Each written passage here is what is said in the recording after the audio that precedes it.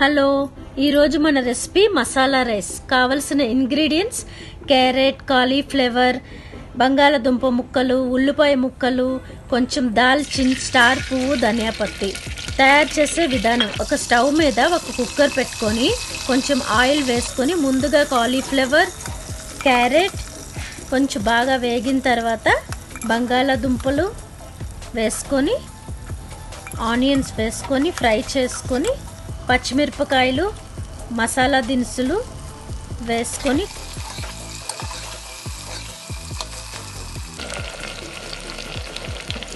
కొంచెం పసుపు, కొంచెం ఉప్పు, మన ఇంట్లో తయారు చేసుకున్న మసాలా వేసుకొని గరం మసాలా వేసుకొని కొంచెం బాగా ఫ్రై అయిన తర్వాత ఇప్పుడు రైస్ని యాడ్ చేసేసుకుందాం.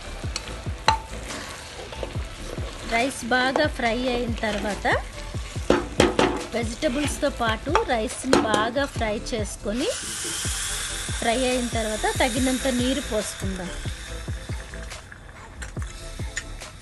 ఇందులో ఫైనల్గా బాగా కలుపుకొని ధనియా వేసుకొని కుక్కర్ని చేసుకుందాం. ఒక 3 విజిల్స్ వచ్చిన తర్వాత స్టవ్ ఆఫ్ చేసి చూడండి ఎంత బాగా వచ్చింది. ఈరోజు నాకు కొంచెం ఒంట్లో బాగాలేదండి. ఈ ప్రాసెస్ అంతా మా అబ్బాయి చేశాడు, వాయిస్ మాత్రం నేను ఇచ్చాను. సింపుల్గా మన కుక్కర్లో మసాలా రైస్ ఎలా తయారు చేశాడు మా అబ్బాయి, కొత్తిమీరతో గార్నిష్ చేస్తాడు.